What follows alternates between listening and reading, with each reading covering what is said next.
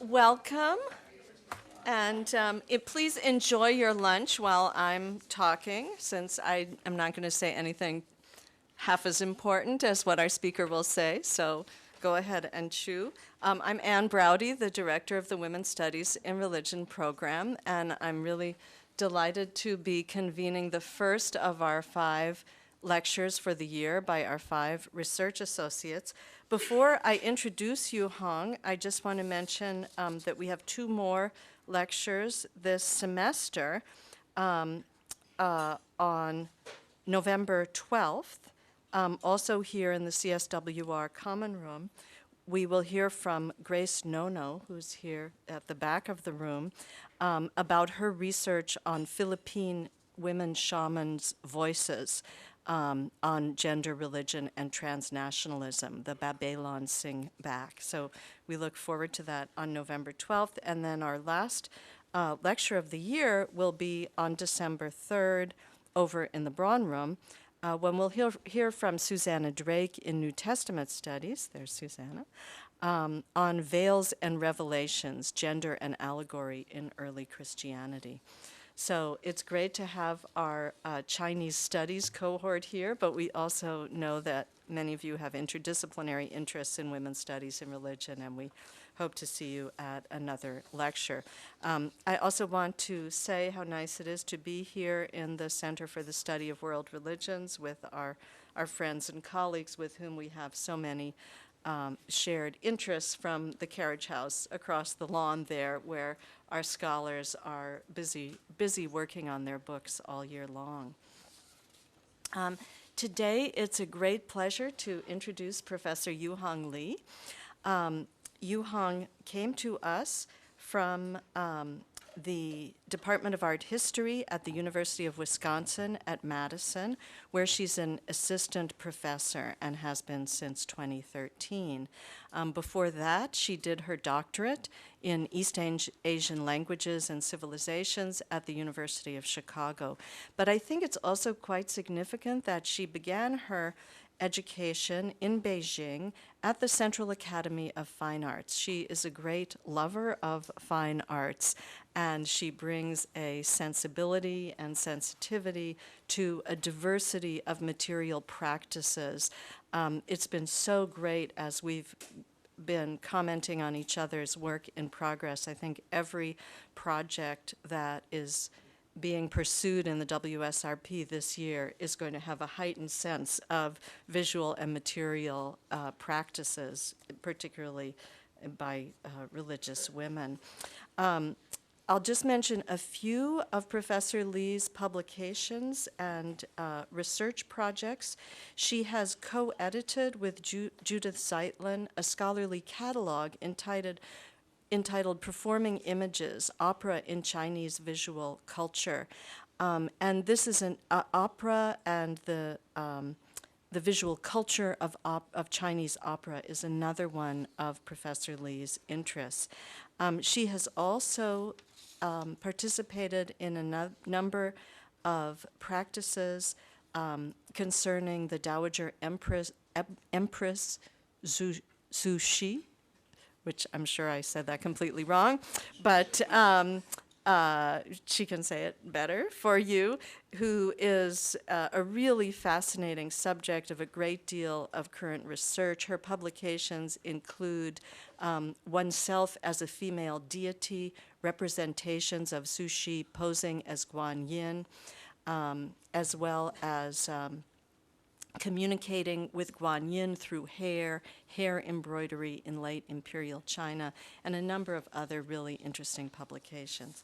So without further ado, we will hear her research presentation today, Reproducing a Bodhisattva, Women's Artistic Devotion in Late Imperial China.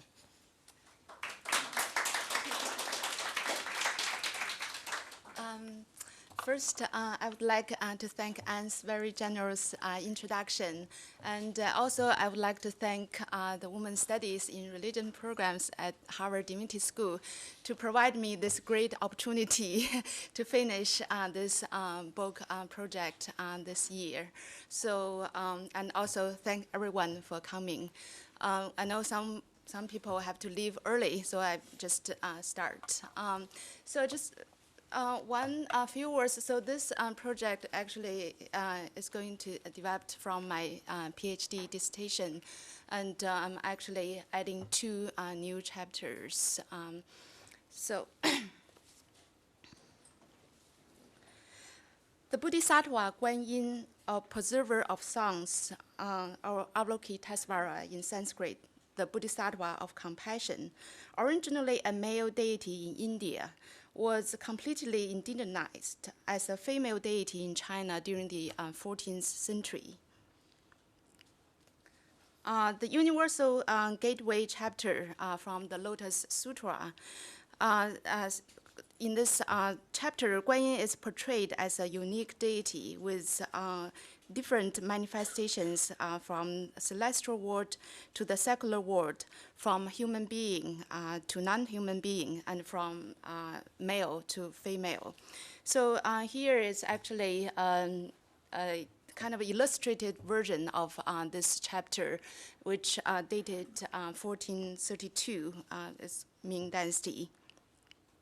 So as probably the image, sorry, it's kind of blurry.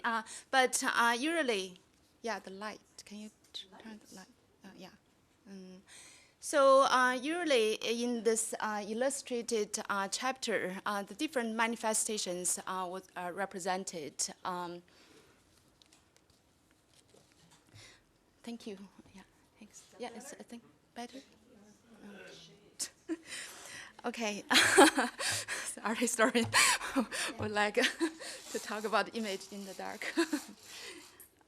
By transforming himself into the role that encompasses all hierarchical and gender differences, Guanyin became a universal savior who could respond to people's cry for help in time. Therefore, openness and self-transformation become important signs of Guanyin. When Buddhism first took root in China, the image of Guanyin was often represented as a male deity with masculine features such as big muscles and mustache, or as a non-gendered deity. So here you're looking at sculptures from this famous Buddhist site, Longmen. So Guanyin's feminization was a long and gradual process, and it took about 800 or 900 years. So following this process, there are some Chinese indigenous feminine forms appeared, such as the white-robed Guanyin, which is in the middle, and Guanyin of the South Sea on your left, and this fish basket Guanyin on your right. So there are more feminine forms. I'm just giving you 3 examples which are most popular.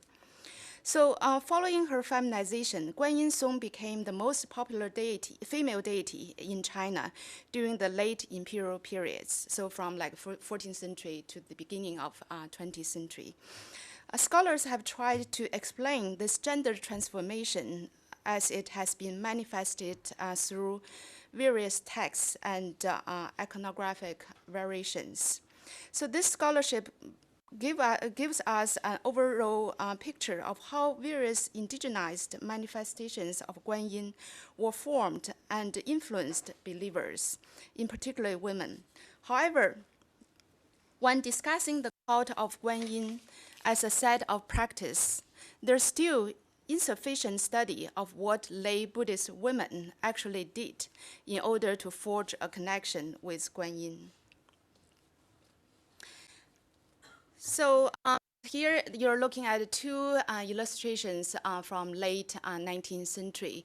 The one on the left is actually a representation of a woman from 17th century, Cai Han, who is a concubine of Mao Xiang. I think some of you might know. So it's represent Cai Han is doing embroidery of Guanyin, which is, sorry, I have a, okay. So she's working on this embroidered Guanyin, which is white-robed Guanyin. And the illustration on your right is also a representation of unknown courtesan, probably. It's the title just saying that dressing up or masquerade as Guanyin, showing this courtesan put a piece of cloth on top of her head and then imitate the gesture of Guanyin's gesture as a way to show that she's doing meditation, or it's unclear, yeah. So my book project therefore shifts the focus to the relationships that obtained between worshipped and worshipper, and examines how this feminized deity influenced believers with respect to their gender identities. One way of investigating the effects of Guanyin's gender transformation on female practitioners of Buddhism is through the things that worshippers produced and used to forge a connection with the deity. In particular, I examine how secular Buddhist women pursued religious salvation through creative depiction of Guanyin in different media, such as painting and embroidery, and through bodily portraits of the deity incorporating jewelry and dance. They express a worldview that provided an alternative of the Confucian patriarchal system. Moreover, my research shows how women synthesize the conflicting symbolic frameworks of Buddhism and Confucianism within material culture and practice. So there are two distinct images of women during the Ming and Qing period. First, under the influence of Neo-Confucianist discourse, women's chastity was widely promoted throughout China. Women's social role as filial daughter or daughter-in-law, as widow's wife, chaste widow, and diligent mother were promoted as ideal forms of womanhood. So you're looking at illustration probably from 17th century from this book called Illustrated Biography of Exemplary Women. So, so it's showing that this woman here is taking care of her mother-in-law, and then so she actually falling asleep next to her mother-in-law's bed, and then in her dream, a golden statue of Guanyin appeared as alive, and then tried to kind of comfort her, telling her that, relax, your mother-in-law is going to recover. So secondly, due to the effort of scholars in the field of women's histories, women's literature and women's history during the past 3 decades, the Ming-Qing period is now also demarcated as a time when there were many women with advanced literary and artistic achievement. So here actually it's a catalog, the first catalog of women's painters, artists in Chinese history, which was published in the mid of 19th century. So here I just list the painters, women painters from this Ming dynasty, so from 1368 to 1644. So there are almost 100 women painters were selected in these catalogs. So scholars have mostly viewed these two images of women as competing. The former representing oppression and latter standing for women's agency. This dichotomy opposes virtue and talent. However, through examining the religious practice of this woman during this period, we find that Buddhist practice in many ways helped reconcile these two apparently conflicting tendencies. So one way of understanding the dynamic relationship is to study women's life in the intersection between Confucianism and Buddhism. One of the major threads running through this project is to understand how women negotiated their social roles and their own religious beliefs through material practice. How did women fashion themselves through the use of powerfully evocative symbolic objects and material practice? When dealing with a pre-modern society, we must not forget that meaning was often, if not always, inextricably linked to religious or cosmological frames of reference.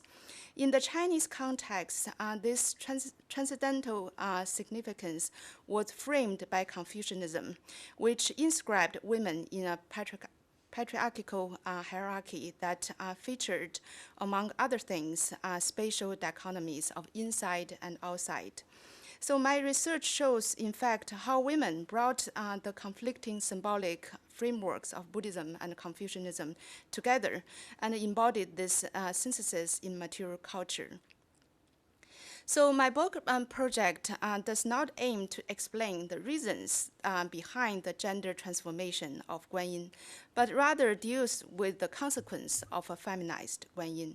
How did the gender transformation of Guanyin affect believers in terms of their own different gender identities? How were women's religious practice constructed in the intersection of worshiping a female deity? Promoting women's purity and women's talent during the Ming and Qing period. Although this book primarily investigates women's religious practice, it will also compare their experience with that of their male counterparts.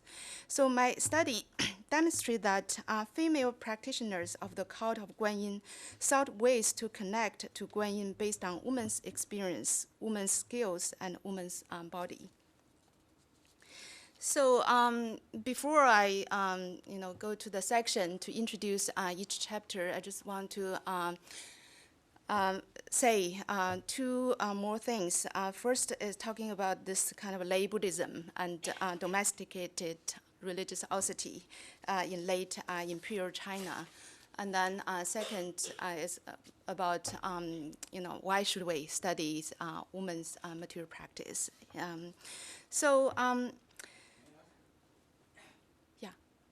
Was Buddha portrayed as a feminine form in China, or is it totally a different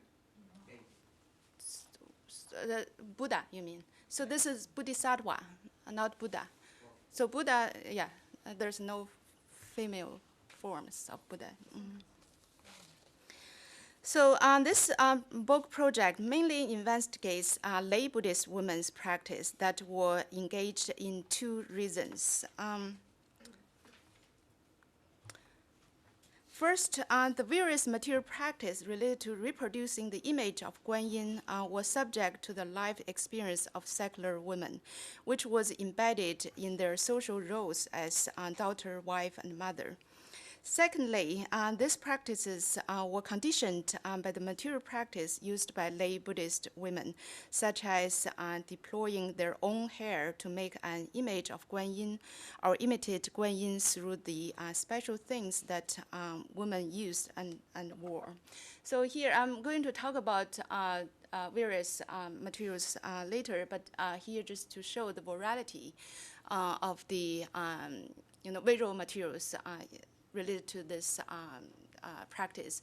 So here, this painting, which is on the posters, it's details of a painting of a white-robed Guanyin made by this Qiu Zhu, who is a very well-known woman artist, painters during the Ming period. And also, the two images on the left side, they were produced by the same artist, Ni Renji, from 17th century. So the lower one is a hair embroidery of a Buddha. Unfortunately, this piece already lost. We only have photographs from 1950s. So on the top is also from her album. It's a representation of ancestors from her husband's family. And it represents female ancestors from her husband's family wearing this wig, artificial hairs, which in the middle, I will show more details later. So something similar to this wig, which was excavated from tombs from the same regions. So in order to understand the attraction of lay Buddhism to women in the late Imperial period, we need first to understand Confucian ideological restraints on women and how women were confined in Confucian society. The Confucian idea of segregating women and men into inner and outer space and promoting female virtue through the three obedience, which means obey your father before marriage, your husband when married, and your sons in widowhood. And the four virtues: womanly morality, womanly speech, womanly manner, and womanly work. So this two formed a basic dogma for women to follow. Confucian orthodoxy viewed Buddhism as a threat to the foundation of the Confucian family order. Women were especially prohibited from contacting monastic people, participating in the religious association and going to temple. Zhou Yiqun has shown that virtuous women were all portrayed first and foremost as devoting themselves to the Confucian ancestral rites. And according to the this kind of dictates of filial piety to their parents-in-law, women were expected to keep their distance from Buddhism. Even in the biographies of Buddhist lay women, their filial piety is always listed above devotion to Buddha, Buddhism. Various kinds of evidence demonstrate that women from different social strata did leave their domestic space and visit nunneries, temples, or pilgrim sites. Nonetheless, domestic space was still promoted on an ideological level and served as the primary physical space in which women engaged in various forms of religious practice. Scholars such as Dorsey Cole use the term domestic religion to refer to various religious rituals and sentiments which were embedded in everyday life in the inner chambers and were integral to the woman's worldviews and self-identities.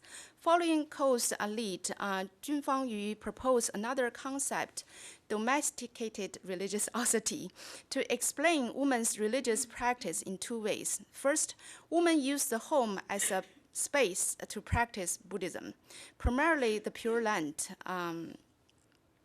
which involved Pure Land Buddhism, which involved repeatedly calling Buddha's name, chanting Buddhist sutras, worshiping Guanyin, doing meditation, and keeping a vegetarian diet. So this woman Buddhist may not have followed monastic religious leaders, but their life was similar to nuns, and some of them even demonstrate an elevated level of spirituality possessed by renowned monks. Secondly, domestic space, something like this, was also the central site for women to practice filial piety and participate in the cult of chaste widowhood and the cult of purity. So my book project takes an approach similar to Cole's and Yu's, but further investigates religion in the domestic sphere from the perspective of material practice. Besides the above-mentioned practice conducted in domestic space, some lay women also made images of Guanyin with their own hands, or brush, thread, hair, and even their body. Sorry, is this the image I want to show that how they use their domestic space to make things. So I raised the issue of 自秀 Guanyin, personally embodied Guanyin in chapter 2, where I explain that the promotion of the efficacy of this kind of making religious icons with their own hands was a way to confine women to the domestic space and transform the home into a self-sufficient religious space. Women could use their own hair, their skill, to make an image of Guanyin and then worship it. So now I move to the issue of gender material practice and women's things. So in recent years, Many scholars have studied women's history in order to get closer to women's experience.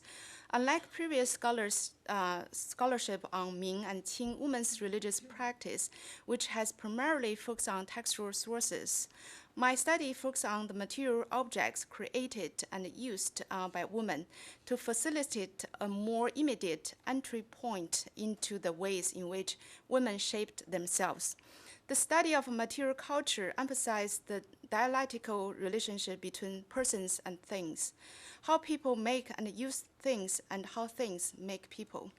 The significance of a material perspective is therefore twofold. First, rather than making a general statement about how lay women produce the image of Guanyin, it enables us to grasp the complexities of women making and using the religious objects that reflected their social status. On the other hand, I'm fully aware that making the image of Guanyin itself is already intertwined with the construction of woman's purity. But on the other hand, each woman who created a Guanyin painting, embroidery, or embodiment of Guanyin is different.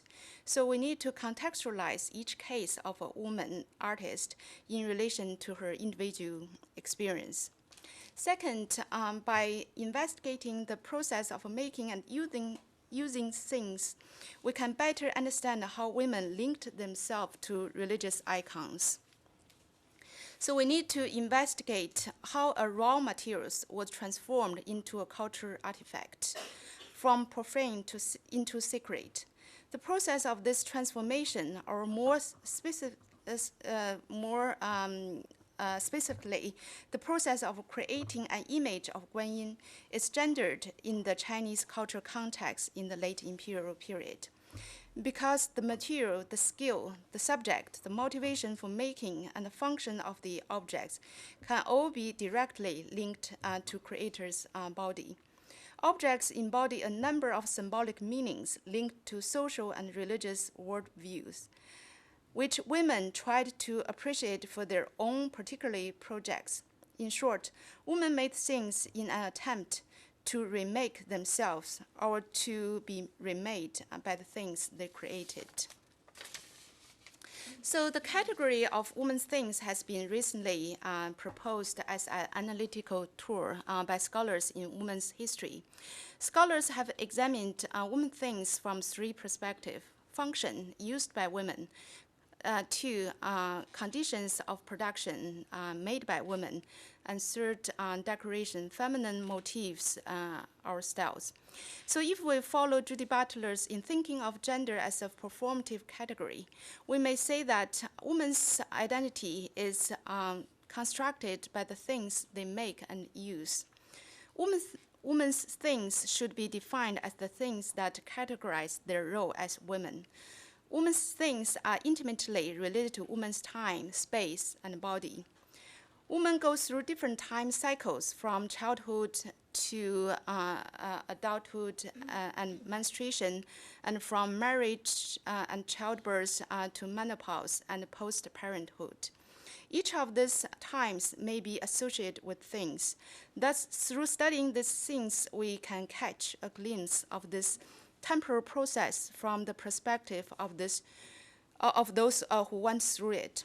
In particular, we should not think of time in Imperial China as an abstract category. Rather, it was intimately related to human practices, and these practices in turn involved things. Both things and process served to mark woman's time. For example, at 7 or 8, a girl would bind her feet. Thus, things emerge as a maker of biological time and its social implications. Moreover, as Susan Mann reminds us, women's worship follows a different seasonal schedule than men's. For instance, women pray for skills in weaving and embroidering during the rites of the 7th month. So these seasonal rites, rituals, and activities were practiced using various objects such as the images of deity, ritual implements, and so on. So I recently just found out there are actually also a spirit of sadan chairs, wedding sadan chairs. I think there are actually more female deities. So which means the image folded and then put, I don't know how they hide in the wedding sadan chairs to kind of guard this transformation safely. So in light of the above consideration, this project tends to consider the image of Guanyin made by women as womb things. Again, so this is not to say that only women created the image of Guanyin. Indeed, many women painters tried to copy a male master's style and modeled their paintings on menus created by male masters. Using women things to discuss the image of Guanyin made by women or used by women is not just to take these images or things for granted, but means thinking critically about how people construct images of Guanyin to define the role of women in late Imperial China. So by saying so, I do not mean to take away the religious implications of making icons of Guanyin. Rather, I want to review the dual aspect of this image making. On the one hand, through creating the image of Guanyin, women asked Guanyin for help in fulfilling their various needs in both this life and afterlife. On the other hand, the act of creating the image of Guanyin was also a socially constructed practice to define talent, a quality deemed especially important for virtuous women. So now I just briefly goes through the 4 chapters in this book project. So the first chapter, Painting Guanyin and Negotiating between Confucianism and Buddhism, starts with the practice of painting images of Guanyin, a non-gender specific activity. There is a long tradition of women's patronage of Buddhist art in China. There are also various examples of women creating religious icons through embroidery and painting from the Tang to the Yuan, so during the period before 14th century. However, women as painter creating Buddhist image become more prevalent after 14th century, so with what we call the Ming and Qing period. There are 2 features related to this phenomenon. First, the subject of this painting is primarily Guanyin. So again, going back to the painting catalog I mentioned earlier. In this painting catalog, especially for the so-called gentry women, there are 3 major subjects in their paintings. So Guanyin is the most popular one, and then others are flower and birds painting, and also landscape painting. So second, although there are a few examples of I already mentioned this. So there's still, I said, the majority of this group of women there belongs to the gentry families, but we still have few examples of imperial women and also courtesan painters who create Guanyin images. So in the 4th chapter, actually, I'm going just to show one image of Guanyin made by a courtesan. And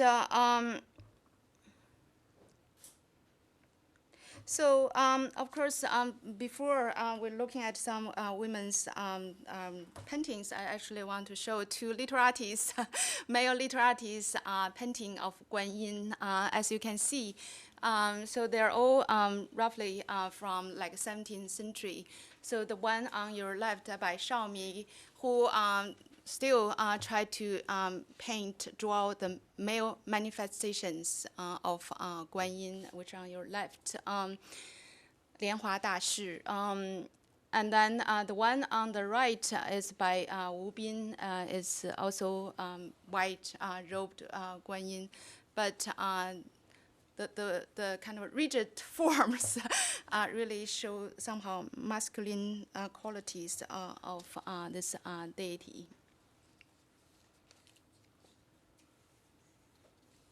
So actually, so if we look at the Guanyin paintings made by the artists from this period, of course, more paintings of Guanyin were actually made by male painters than by their female counterparts. So women painters learned to paint from studying masterpieces and painting menus created by male artists. So this example, so this by Xing Cijing, a painter from 17th century. So she's also a well-known poet, calligrapher, and so this is the copy of painting menus, which is very popular during the time. And women not only to copy through the brush, but also it also sometimes serve as embroidery menus.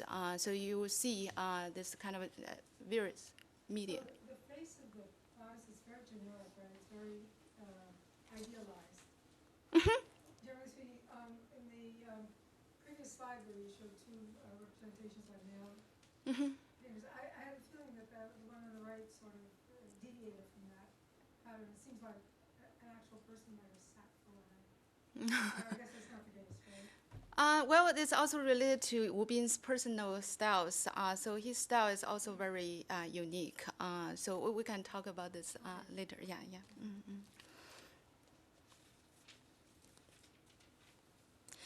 So nonetheless, the phenomena of painting Guanyin needs to be addressed from the perspective of gender. This is because the significance of painting stems from the role that painting plays in a larger socially constructed field of meaning.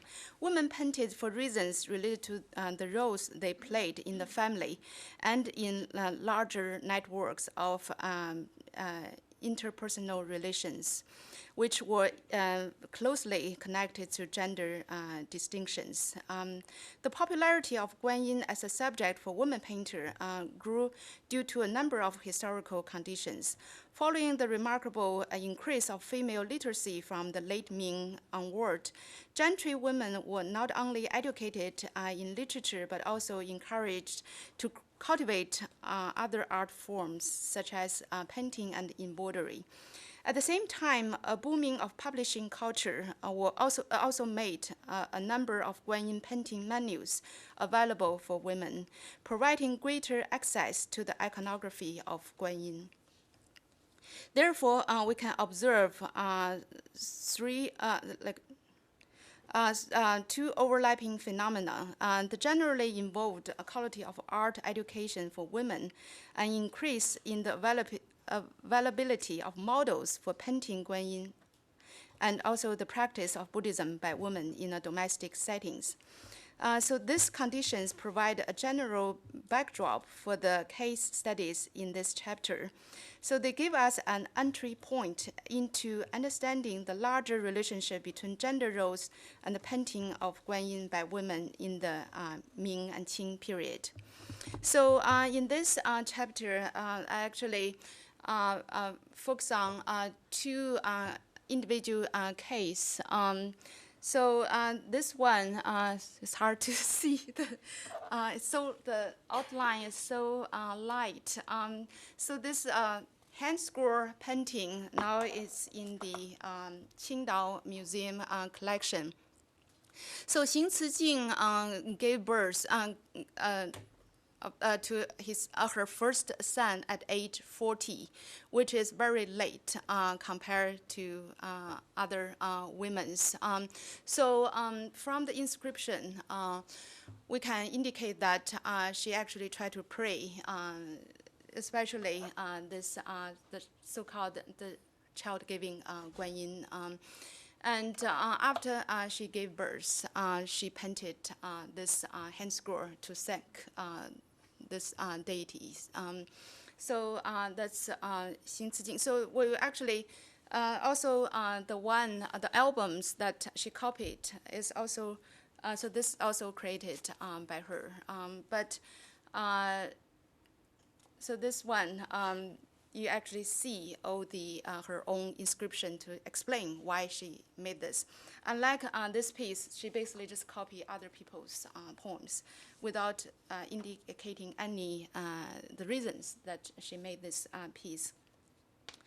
And also, so I won't go into the details of these two cases, but just quickly show that. So this second case I have discussed in this chapter. So this by Fang Weiyi, also from roughly the same period. She became widow at age 17 and then died at age 84. So she's also a very famous poet. So throughout her life, she had created the image of Guanyin in this particularly outline styles, ink outline styles. But there's a record saying that before she paint, she actually meditate on the form of Guanyin, and then she can quickly draw in one strokes. But of course, the style itself is not very innovative. Thanks for Julie remind me a painting from early period. It's very, I'm sorry I didn't bring that image today. So it's very similar to some of the early male painters' work. Again, we don't know if, whether she's from a very wealthy family. Her family actually has a lot of collections, so we don't know whether she has chance to encounter those early masters' works. Yeah, I should, what time is it? Okay, I should, yeah. Okay, so the second chapter is called Embordering Guanyin, Construction of the Divine Through Thread and Hair. So maybe since for time is limit, I will just maybe go through without reading the script. This first two chapters, painting Guanyin and making Guanyin through embroideries, is all about making the icons of Guanyin through women's own hands. So this chapter mainly deals with this embroidery, especially although in China we know that people always think embroidery along with spinning, weaving, sewing, and this four were considered as womanly work. But in terms of devotional embroidery, that's not the case because we have the records, both mainly textual sources from Tang and Song period, saying that men also did embroidery. But during the later imperial period, this embroidery, especially Buddhist embroidery, somehow was constructed as a female practice. So in this chapter, I mainly try to discuss the significance, the meaning of the hair embroidery. So hair embroidery usually is considered as the highest devotional embroideries. I mentioned this woman, Ni Renji, from 17th century. So this is a portraiture of her from later period. So she made this piece, and then on the inscription, it's clearly saying that she plucked out her own hairs. So I think some of you might have heard blood writing scripture practice in China. So of course, this kind of bodily practice, there's a scriptural reference, especially from this scripture saying that Vajrayana Buddha tried to kind of devote his own body, especially if you can read the one in the right. So he has peeled off his skin and used it as paper, broken off his bones and used them as pens, and pricked himself to draw blood for ink. So, so this is the reference for blood writing scriptures. They're actually very good study just published by Jimmy Yu a few years back on the blood writing practice in China. So I consider this hair embroidery as counterpart of blood writing scriptures. So this is actually interesting. We found both collection from the same temple in Sichuan, Wenshu Yuan. So on the left, it's a blood writing scripture was written by a patriarch, and the hair embroidery was made by a woman. And then later on, she offered the piece to the temples. So in China, some, especially blood writing scripture, were mainly practiced by male patriarchs, and hair embroidery were mainly practiced by female devotees. And then you see this kind of a dichotomy. Man use brush versus woman use needles. Well, of course, in the secular practice, we see tons of women writers, painters, which not completely true. But in this religious, in this case, somehow it's draw that distinction here. There's record of one woman who actually did both. First, use her own blood to write a scripture, and then use her hair to embroider the scriptures.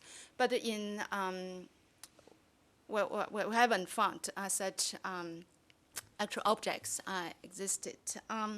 So talking about hair embroidery. So this is one of the not one. It's the earliest piece survived. So attributed to this famous painter from Yuan dynasty from 13th to beginning of 14th century. We don't know. It's hard to really authenticate this piece.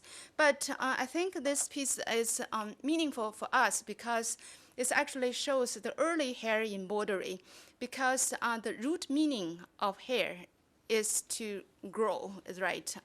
So for this piece, they only use hair to embroider the hair of Guanyin and also eyebrows. All other parts are covered with silk threads, not hair. Only later period we see use the hair completely replace the silk threads, especially emulate the style of outline paintings. And then we see the different ways to use hairs. So from this early case, they actually use several strands of hair. This one is very late examples, just from 20th century, early 20th century. This woman offered this hair embroidery, using her own hairs to make this image before she became a nun. But she doesn't have good skills in embroideries. So on this piece, why do you laugh? So anyway, so on this piece, it's actually the piece on the right is hard to identify that's made with hairs, right? So this woman actually is famous for splitting one hair into 4 strands. So on the textual sources, they say that she had this very good skills. So this is a very interesting way to discuss how do we consider this as a devotional objects. Because early Buddhist embroidery, I'm talking about like Tang Dynasty, like 6th or 7th or 9th century, when we look at the embroidery made in the early medieval period, usually it's fully covered. So fully covered, the whole area is covered with needle stitches. So it implies that the embroidery, Buddhist embroidery, is really considered the time and labors as part of this making devotional objects. But later on, they actually challenge the difficulty of the technique as a way to show their sincerity. So there's a different way to consider time and labors. And I move to the third chapter. The third chapter is so third and fourth chapter. I will move to a different practice from making the icon. So from the hair embroidery, we already see the woman artists try to build the bodily connection with the icons, transform their hairs onto the icons. But then for the third and fourth chapter, I will discuss how women use their body to mimic the image of Guanyin.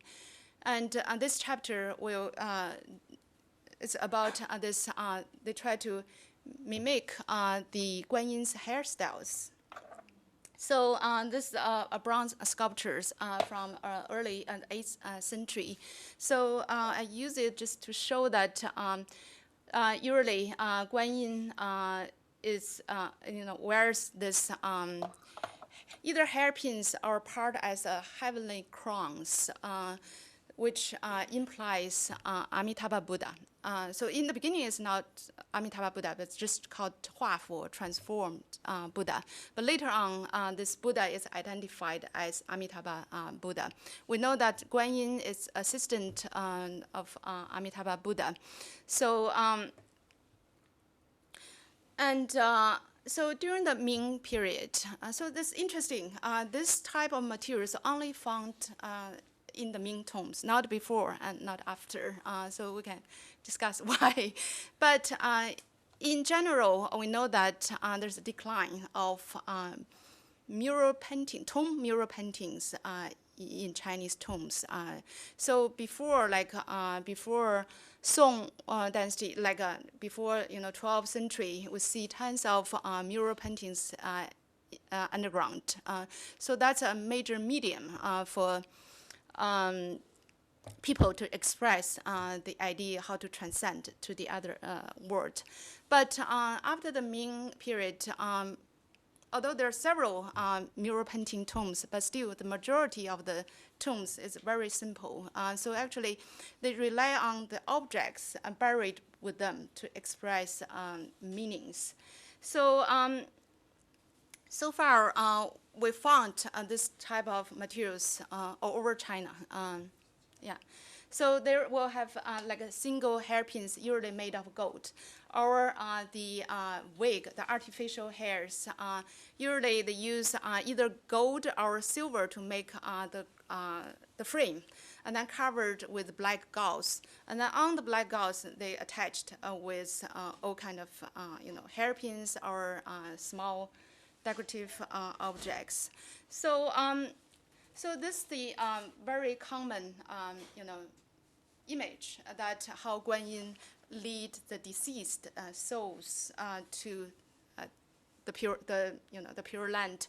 So we know that usually Guanyin is identified with this mark of Amitabha Buddha, and then hold a binder to lead the deceased to the other world. Or we see some mural paintings from the like this one is from 12th century. This actually is Seng Qie, 四周大圣, sorry. 四周大圣, it's believed as the manifestations of Guanyin. So at that time, people still think Guanyin usually manifested as a monk.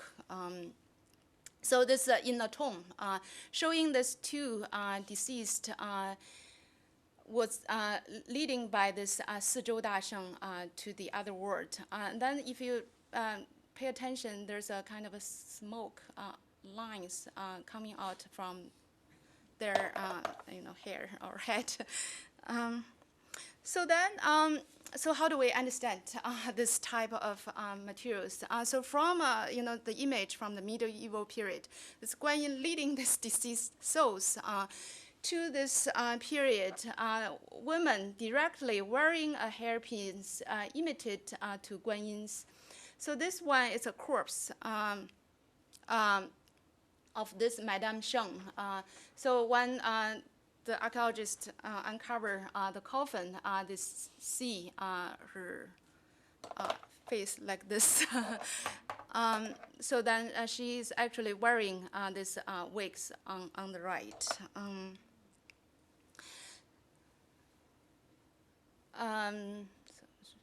So in this chapter, so far scholars, there have been a lot of studies on those hairpins in China.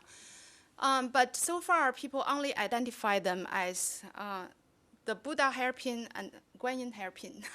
So in this chapter, actually, I try to unpack the iconography of the Guanyin or Buddha on their hairpins as a way to discuss this woman's practice with in the cult of Guanyin.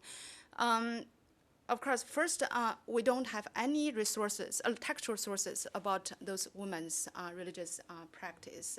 That's the only materials we could discuss. So it's kind of difficult, but it's interesting. So for instance, in this case, this actually is Guanyin of South Sea, which is associated with this Putuoshan or Potalaka mountain in China, in south part of China.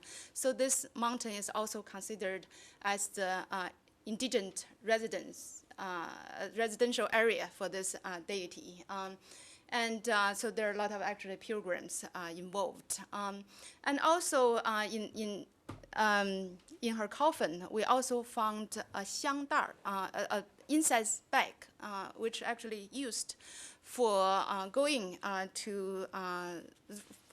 pilgrimage.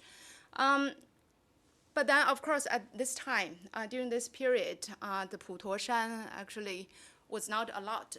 The main government, was not allowed anyone to visit this place. So then the question is why? Why this lady Sheng tried to, so another issue is about, like, of course, in this case, agency. So who's the agency? They are already dead women. So this Madame Sheng's father-in-law, in his writing, actually, when he wrote a biography for another woman, not for the woman from his family. So there's actually one record saying that, oh, this woman is very virtuous because before she passed away, she gave her own, the clothes that she prepared for her death to her daughter-in-law, asked them to put on after she died. So we know that such information, through such information, we know that women probably have some kind of agency with respect to arranging the type of hairpins or clothes she wanted to wear for the afterlife. It's also very common in China. You prepare the things for your future life. Of course, this case would be even harder to talk about women's agency. So this of Xiaojing Empress from the late Ming period, she actually was buried twice. And especially in the second burial, we found there are a lot of Buddhist hairpins on her head, not only one Amitabha Buddha, actually there are several. One thing, but when you look at these photographs, so this her corpse, so this her head, and then this part is the artificial hair. And in the middle is this hairpins, which is white jade Amitabha Buddha. But then on the back, there are some other, Buddhist hairpins. So her head is even constructed in a much more complicated ways. I feel they actually had divide her hair part into several sections. So this also related to her life stories, but I won't go into the details. But one thing is interesting, we see that on the Buddhist-related hairpins on her head, there's a small figures on top of hairpins, which is very unusual iconography in Buddhist art. So I actually try to speculate. I think this might represent her transformed. So this is called Hua Gai, which indicate the divinity of the Buddha or Bodhisattva. So in the textual sources, there's always indicate when someone predict her death, she actually dreamed this thing coming down from the heaven. So this small figure is arranged on top of this object. So might means that it's a way to show that her transcendence to the other life. So then, sorry, it's too long. So the first chapter will actually deals with dancing the Guanyin, the contradiction of courtesans' religious austerity in late Imperial China. I mentioned this feminine form, fish basket Guanyin, which is one of the feminine forms created in China. And also during this period, we often see the phenomenon that people compare Guanyin with beautiful women. It's very common in the literary discourse. But this illustration actually is interesting, showing the scholar visits this temple and then inscribed poems on the wall, basically, refer her as a beautiful woman. And even there's a such case.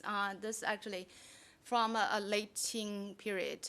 So this one guy stole a Guanyin's icon from nearby temple, and on the wedding night tried to marry this Guanyin sculptures here.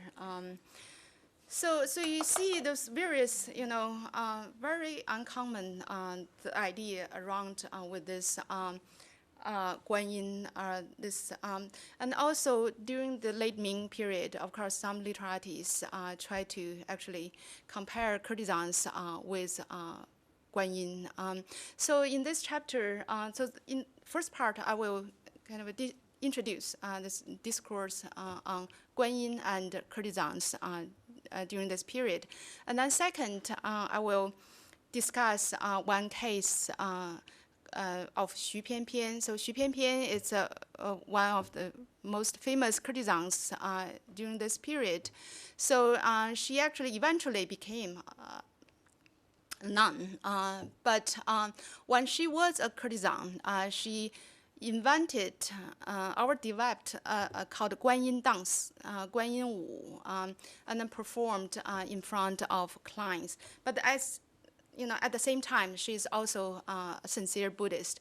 We have some writings by her which indicate her kind of religious thought. And also some literaries, this Wang Daokun even wrote a fake scriptures and then tried to promote her as a heavenly being.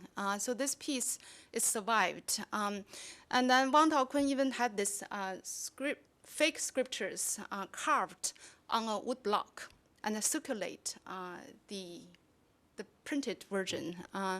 Of course, eventually, so he gave these blocks to Xu Pianpian, but eventually, I think, was censored by the government.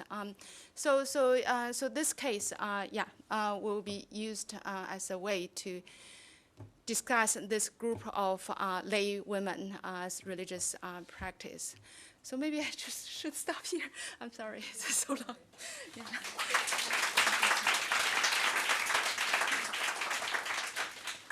Thank you for presenting so much. I know some people have 1 o'clock classes and they've already gone.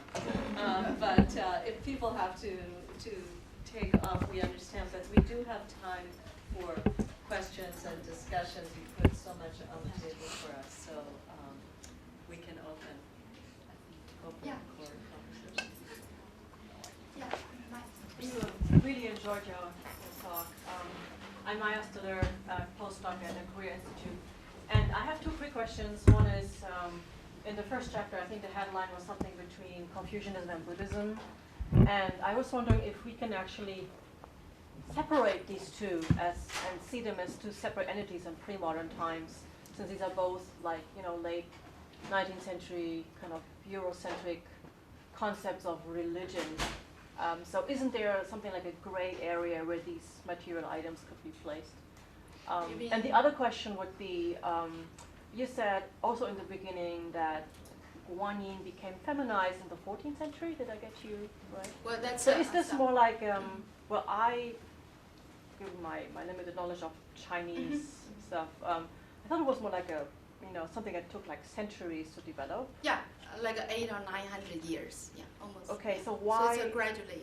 Gradually. So is something like a location, like a place or time that we could specifically pin down where this transformation it was like an expedited development in the 14th century, or why did you?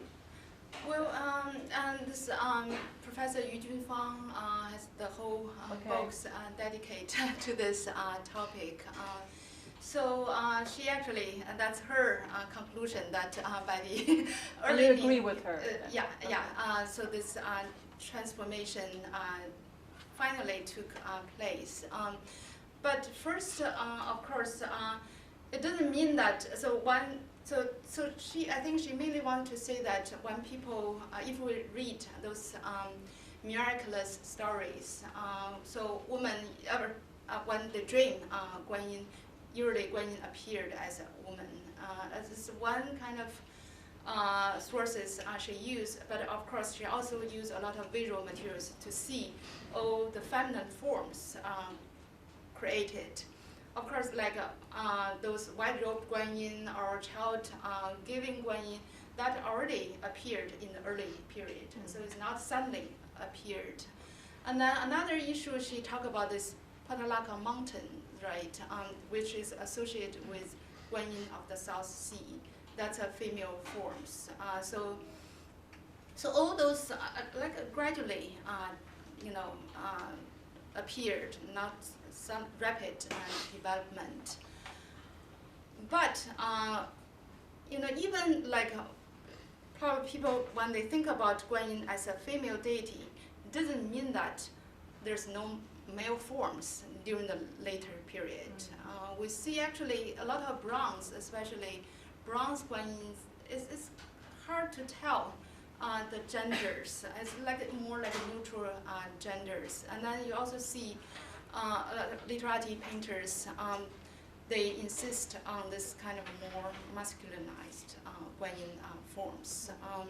So it's not really, you can draw a very clear line. Just this kind of tendency. Yeah.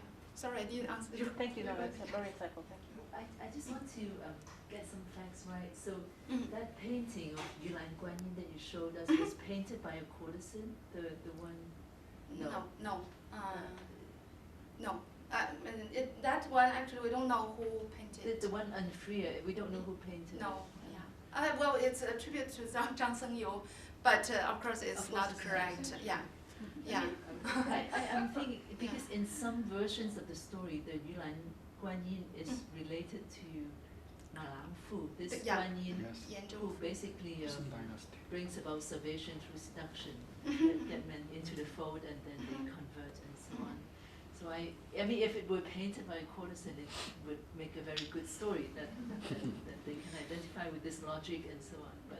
But actually, I think, yeah, thank you for the question. It's really interesting because, when you read the Xu Pianpian's poems or other courtesans, like for instance, Ma Xianglan's, Ma Shouzhen, who is also a courtesan, and then toward the end of her time, she also became a sincere Buddhist.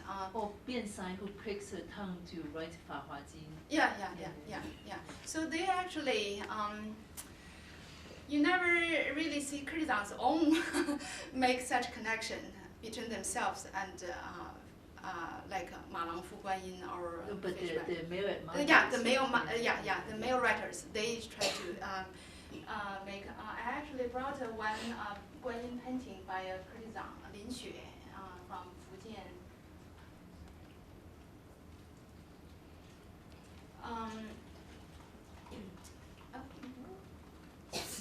Sorry. Yeah.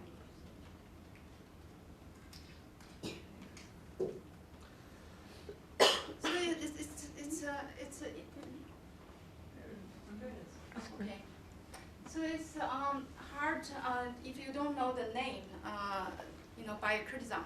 It's hard to tell this by a courtesan or by a gentry woman. But interesting, on the textual sources,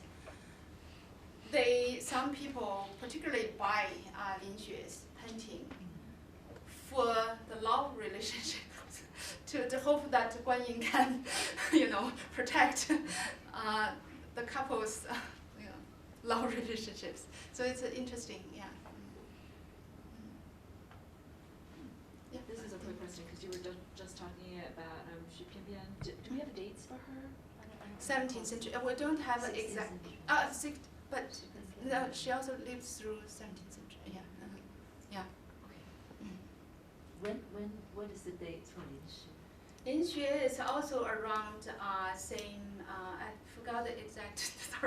Forgot the exact date. A little bit early than Xu Pianpian. Yeah. I still have a question about the hair embroidery and the sacred and the profane. So I don't know much about Buddhism and hair in Buddhism, but I mean, monks and nuns shave their heads, right? So there is something profane about hair, I would imagine. And then I'm interested in sort of how it is that this bodily part that might be, one could consider it as like a defiling part, like it's hair if you want to get rid of it, right? But then using it to create an image of a bodhisattva, would that, like, how is it that hair, which would seem to be something to be gotten rid of, would then turn into the means for making an image of the bodhisattva and turning the profane into the sacred, like? Well, yeah, thank you. It's a wonderful question. So in actually Buddhist discourse, there are actually writings about how women offer their hairs to Buddha. Of course, there are records of both, side, male and females. Like when Buddha walk on the mat, they don't want the Buddha walk on the mat, so they offer their long hairs on the ground and allow the Buddha walk through, right? Walk on top of their hairs. So those I see can be done by both parts. But then there are also stories about Buddhist women which had nothing to offer to the temple. Then she basically just cut off her hair and then sell them in exchange for money. And then her hair can miraculously grow. Suddenly grow back. Then she can continue to use her hair as a source to offer to the Buddha.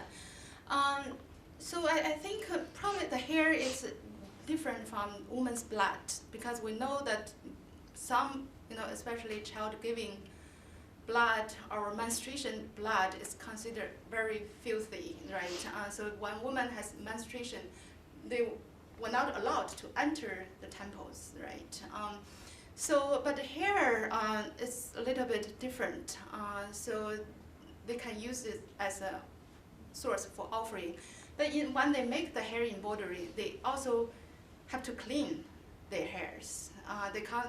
Well, we know that in pre-modern China, women put all kind of oils, hair oils on their hairs. So the quality of the hair is very different.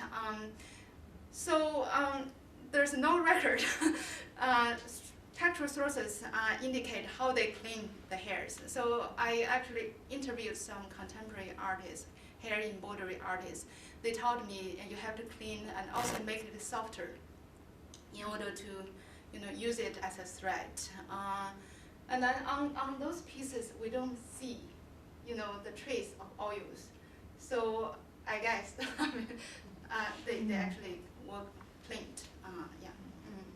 And also in Chinese religious culture, the hair is a symbol of his attachment, connection to the feeling, to the emotion, and which should be cut off. And maybe in this way of decorating the hair, transforming the feeling thing into a kind of transcendental Buddhahood or something which is close to the divinity, and rechanneling this personal feeling into something very higher, nobler. And maybe there's a kind of cutting off the personal emotion in order to go into a higher realm of existence. The monks get rid of their hair to show their cutting off the connection. And the women, maybe they are a little bit different. They cannot be monks, they can be nuns, but they also preserve some feminine feeling which is still inside. And the Bodhisattva, her mark is especially compassion, which is a very feminine feature. And the feminine feature in Chinese religion is very, very dominant, from Taoism to Buddhism. Even in Confucianism, which is a patriarchal religion, they also worship the mother.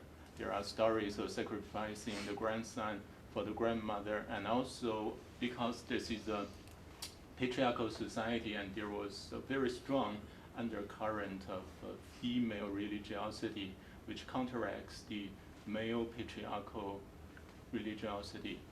And I think in this way the hair especially symbolizes the feminine desire to transcend their status of the feeling into transcendence.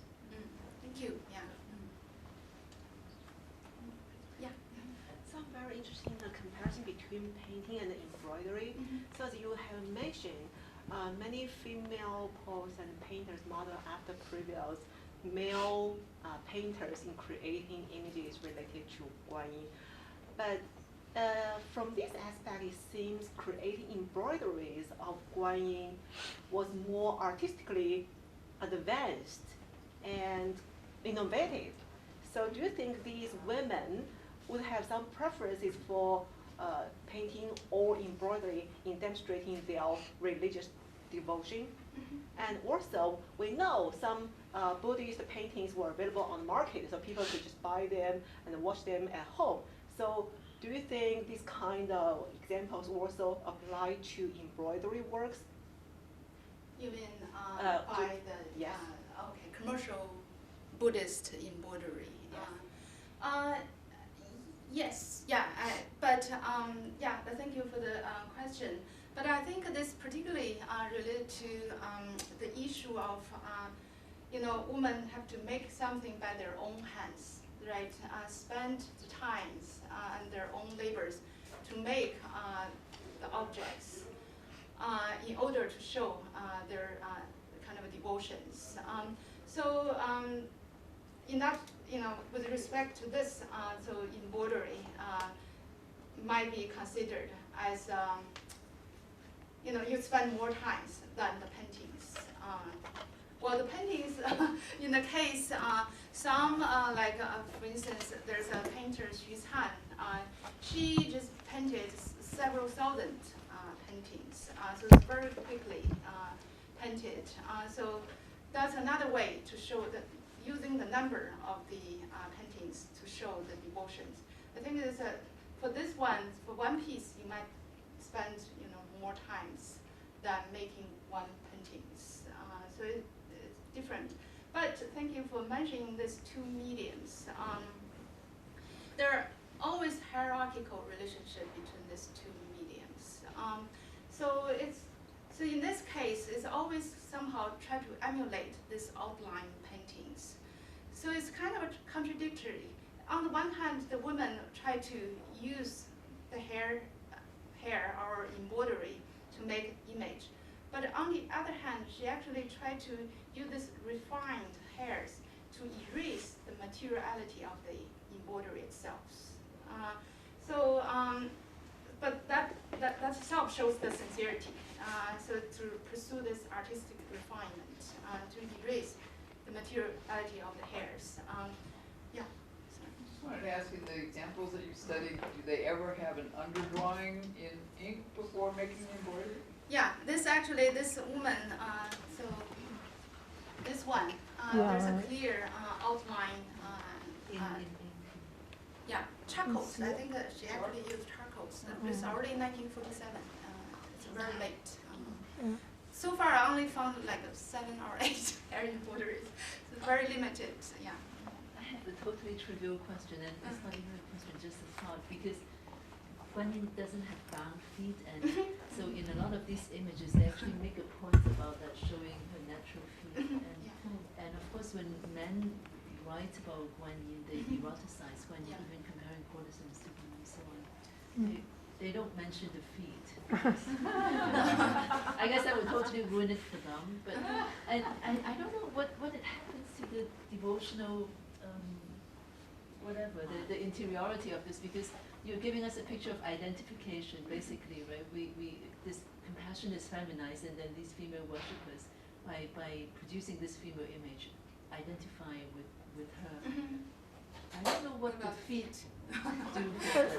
The feet aren't often seen, right? Mostly they're not seen, the feet. But there was one image you had where the feet were very visible. They're rather large, and I thought the whole figure seemed a little masculinized, like a boy's body.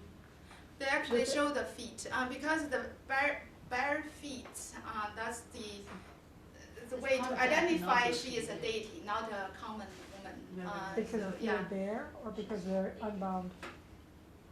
Because the feet are bare, or because they're unbound? I'm bound. That makes her I also bear. That makes her divinity. Yeah. So it's what? When it's bare feet, what does it mean? It means the natural feet. It's a mark that she is a deity, not a common woman. Deity. Goddess. Bodhisattva. A bodhisattva. Goddess. Yeah. Thank you. After the shift from male bodhisattva in India to female in China, was masculinity totally done away with? Or have there been kind of fluidity, probably, as in gender, as shown by the artifacts? You mean like this? Sorry, can you? Yes, there was a shift, right? Was the shift kind of unilateral, or was there, were there instances when the femininity was, there was cases of masculinity somehow present in the artifacts? Yes. Definitely. Can you show? Yeah. So it's in the male forms or masculine Guanyin didn't really disappear in the later period. Even there's a kind of common agreement that Guanyin is a woman, but doesn't mean that we don't see the masculine forms. Yeah. Can you take up the last question? I always understood bodhisattvas as being beyond gender. So is there any contradiction here? So it's so it's an interesting So although during the late Imperial period, people believe that Guanyin is a female Bodhisattva, but doesn't mean that Guanyin is a woman. So that's interesting if we look at the representation of Guanyin. Oh, the female gender identity was not really, like for instance, her breast was not represented. And then because Professor Li mentioned this, Ma Lang Fu, so we know that Ma Lang, this woman, tried to kind of seduce this man. But then, by saying that if you can memorize Diamond Sutra in 3 days, I will marry you, and then probably 10 months passed, and then she continued to test them. And then at the end, one guy, Mr. Ma, win the test. But then right before their wedding, she passed away. So seems she's available as a kind of sexual object, but she's not. Yeah, even like a child giving Guanyin, the child is not hers. So it's still, I think, the essence of Guanyin actually can be either gender. It's not real a woman, not real. Yeah. You mentioned the child giving Guanyin. Again, my understanding was it was more of a Ming iconography, but I think you mentioned that it was actually earlier. So can you say more about that? Well, yeah, it's interesting because in the Universal Gateway chapters, saying that if people want either boy or girls, they can pray to Guanyin. So there are some kind of illustrations in the Universal Gateway chapters, illustrations of this chapter before the Ming, but as a separate icon, that from the later period. So I can see there are more questions, and perhaps we can continue informally, but I know people have to go, and I just want to thank you, Yuhang, so much for this.